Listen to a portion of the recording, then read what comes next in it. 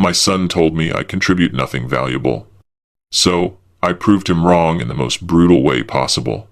Tony Romano, corporate lawyer, pulls in about $350K a year, lives rent-free in my $2.8 million house, drives a BMW, wears $1,000 suits, all paid for with the money I earned, working 16-hour days for 45 years. Last Tuesday, right in front of his girlfriend's Boston blue blood parents, he looked me dead in the eye and said, "Dad, you just eat our food and don't really contribute anything valuable to the household." Those people nodded along like he just quoted scripture.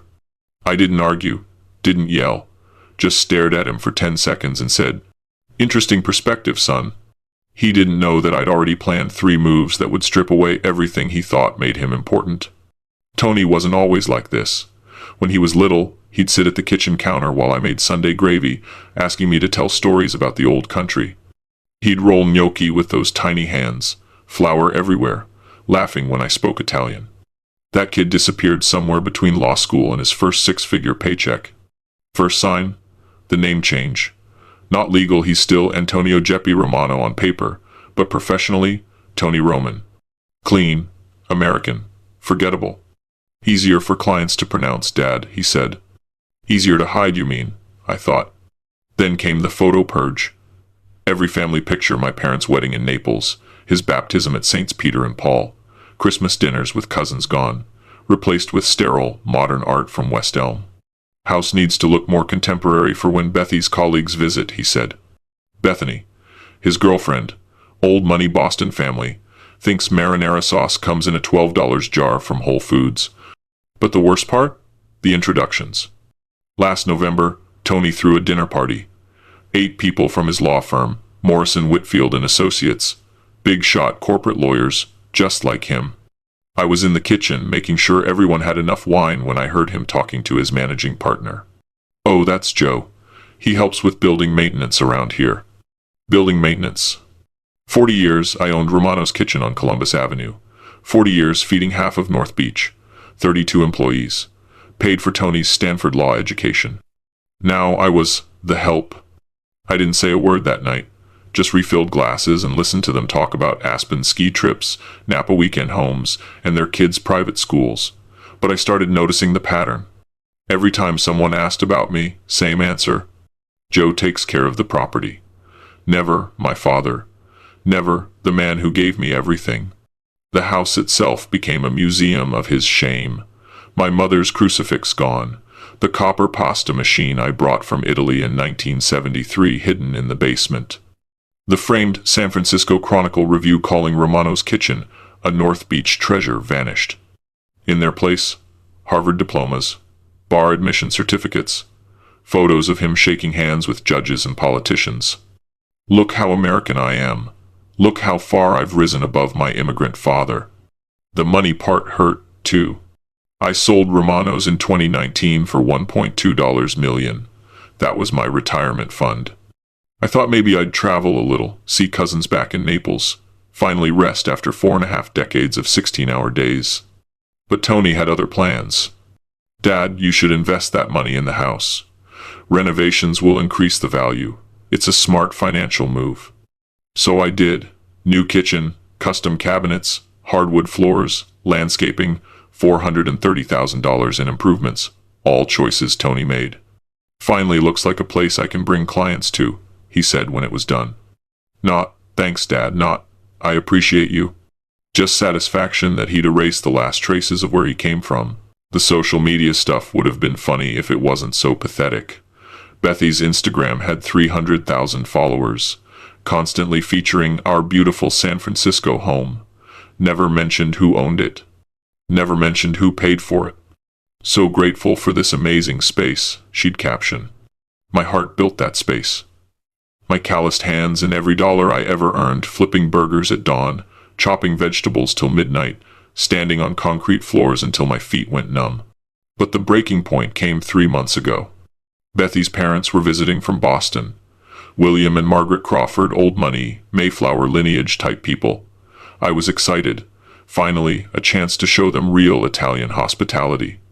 I spent 6 hours making Sunday gravy, San Marzano tomatoes from Naples, fresh basil from my garden, sausage from Molinari's, $400 in ingredients, 49 years of experience. Enough for 8 people. A real family dinner. Instead, Tony met me at the kitchen door. "Dad, we're ordering from Atelier Cren tonight. This is an important dinner for Bethy's parents. $350 for pretentious French food when I just cooked a meal that could have fed the block." "What about the gravy?" I asked. "Put it in containers. We'll eat it later this week." We never did. I found the containers in the trash 3 days later, untouched. That's when I knew my son wasn't coming back. The boy who used to help me fold ravioli, who begged for extra meatballs, who translated for his friends when they came to the restaurant, gone. In his place stood a stranger wearing my son's face, a man ashamed of everything that made him possible. I didn't sleep that night.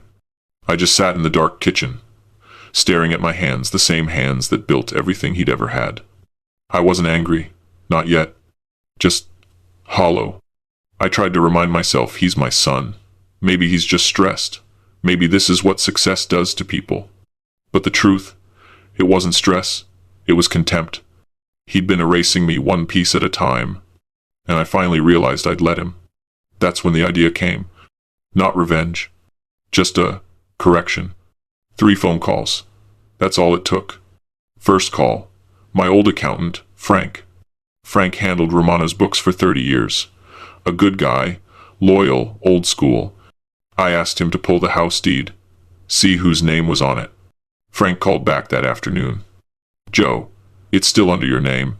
You never added Tony or his girlfriend to the title." Perfect. I had something he thought was already his.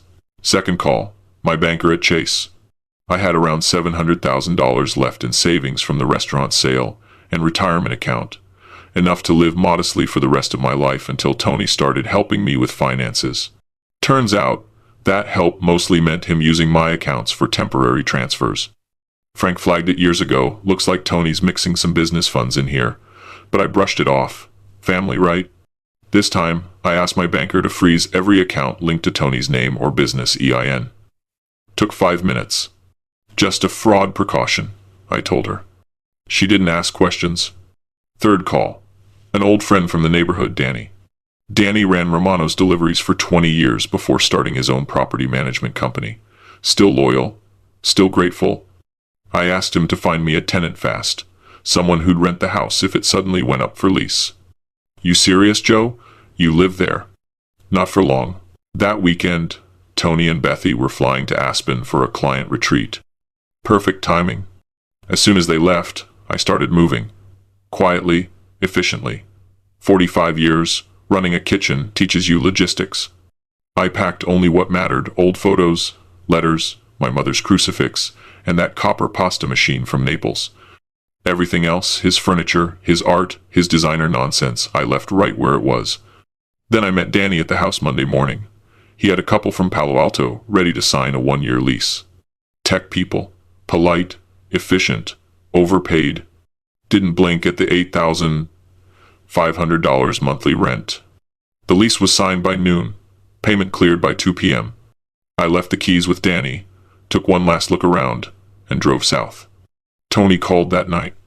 First text, then 3 missed calls.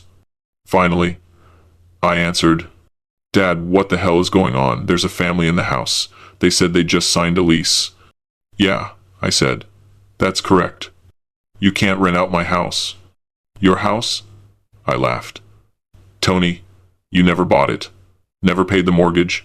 Never paid property tax. You just redecorated. You're losing it, old man. I'll call the cops." "You should. But they'll tell you the same thing. You live there at my invitation. That invitation's over." He went silent. I could hear his breathing. "You ruined my life," he finally said. "No," I said quietly. "I just took back mine." Next day, I wired $500,000 to a new account, closed everything else, and booked a one-way flight to Naples. I didn't tell anyone, not even Frank or Danny. Before I left, I mailed Tony a check for $10,000, enough to cover moving costs and a few weeks of rent somewhere else. Attached was a note. "Son, you were right. I wasn't contributing anything valuable to your household, so I fixed that." I landed in Naples on a warm Tuesday morning, The air smelled like espresso and sea salt. For the first time in years, I didn't feel like someone's burden. I bought a small apartment overlooking the bay. I cooked dinner every night. Simple food, garlic, olive oil, tomatoes, wine. No suits. No renovations. No pretending. Sometimes I check Bethy's Instagram. They're back in Boston now, renting a condo. Her captions are all the same. New beginnings. Grateful for change. Learning to let go. No mention of me, of course. But I don't need it. I know what I built. And I know what I took back.